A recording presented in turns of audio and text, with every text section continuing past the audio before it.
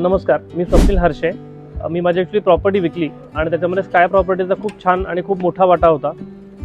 तो एवढ्यासाठी की जस्ट फक्त एजंट म्हणणारे किंवा एजंटगिरी करणारे खूप लोक आहेत किंवा खूप एजंट्स आहेत, पण थोडंसं वेगळं मला जे जाणवलं तर बिईंग अ प्रॉपर्टी ओनर या सगळ्या प्रोसेसमध्ये म्हणजे बघता क्षणी किंवा फोटो तुम्ही पोस्ट करता क्षणी लोकांना प्रॉपर्टी खूप आवडते, लोकांच्या इन्क्वायरीज खूप येतात, त्याच्यानंतर व्हिजिट चालू होतात आणि व्हिजिट चालू होऊन व्हिजिट टू कन्व्हर्जन ही प्रोसेस जी आहे तर ती थोडीशी पेशन्सवाली प्रोसेस आहे.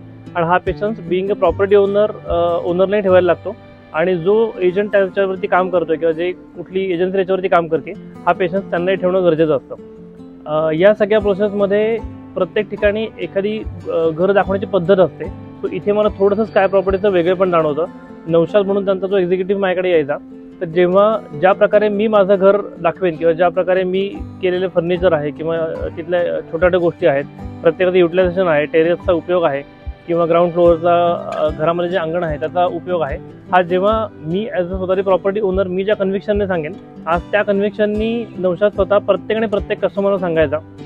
सो हे खूप महत्त्वाचं आहे की नुसतं एजंट आला, हां यांना घर बघायचं आहे, तो बाहेर उभं राहिला आहे, ते घर बघून आले, 2 मिनटं बोलले, बाहेर निघून गेले, अशा व्हिजिट्स भरपूर होतात.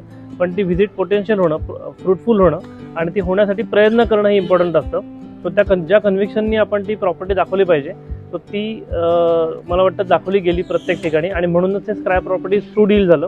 काही सिलेक्टिव्ह थोड्याच एजंट्सना मी हे काम दिलेलं होतं, पण त्यातलं स्काय प्रॉपर्टी मी म्हणेन की त्यांच्या थ्रू डील झालं म्हणून असं नाही, पण एक त्यांचं वेगळेपण ह्याच्यासाठीच आहे की जस्ट फक्त काम करायचं म्हणून ते करत नाही. दुसरी बाजू असते फायनान्शियलची किंवा कमर्शियलची, की जेव्हा तुम्ही एखादे कमर्शियल्स डिस्कस करता किंवा जे डिसाईड करता, सो एंडपर्यंत त्याच्यावर स्टिक राहणं आणि what ever will be the amount, की जी कुठली अमाऊंटवर तुमची डील होईल, तर त्या हिशोबाने त्यांचं जे ठरलेलं पर्सेंटेज होतं, जे डे वनला त्यांनी सांगितलेलं होतं, तो लास्टपर्यंत ते पर्सेंटेजही सेम होतं, अमाऊंटही फिक्स्ड होती, त्याच्यामध्ये कुठले एक्स्ट्रा चार्जेस, हिडन चार्जेस कुठले नव्हते.